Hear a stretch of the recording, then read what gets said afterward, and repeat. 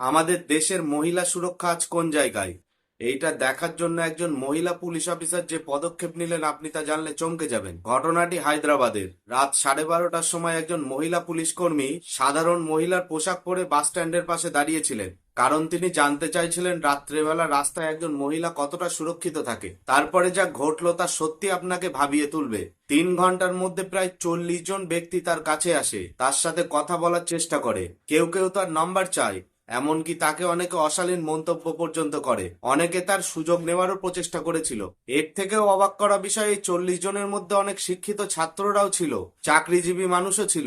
একবার শুধু ভেবে দেখুন, যার হাতে ক্ষমতা আছে, যার হাতে অথরিটি আছে, সে যদি এরকম পরিস্থিতির সম্মুখীন হয়, তাহলে রাতের বেলা একজন সাধারণ মহিলা কত কিছুর সম্মুখীন হয়। যদিও পরে রেকর্ডিং দেখে সেই সকল ব্যক্তিকে থানায় ডাকা হয়, তাদের গ্রেপ্তার করার জন্য নয়, বরং তাদের সাথে কাউন্সেলিং করা হয় এবং ওয়ার্নিং দেওয়া হয় যে পরে যদি তারা এরকম করে কঠোর ব্যবস্থা নেওয়া হবে। এখন প্রশ্ন হচ্ছে, শুধুমাত্র কাউন্সিলিং করলেই কি এই সমস্যার সমাধান হবে? কারণ প্রায় প্রায় দিনই ভয়ঙ্কর সব ঘটনা আমাদের সামনে উঠে আসছে।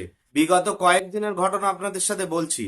উত্তরাখণ্ডে 16 বছরের একটি নাবালিকাকে 3 জন মিলে গণধর্ষণ করার অভিযোগ উঠে এসেছে। পুনেতে শুধুমাত্র 4 বছরের একটা শিশুকে ধর্ষণ করে খুন করার অভিযোগ উঠে এসেছে 65 বছরের একজন বৃদ্ধর বিরুদ্ধে। বিহারে 15 বছরের একটি নাবালিকাকে 3 জন মিলে গণধর্ষণ করার অভিযোগও উঠে এসেছে। আরো না জানি কত ঘটনা প্রায় দিন ঘটছে, যেগুলো আমাদের সামনে আসে না। যে দেশে মহিলাদের দেবী ভেবে পুজো করা হয়, সেই দেশেই আজ মহিলা সুরক্ষা এমন জায়গায়। একবার ভেবে দেখুন।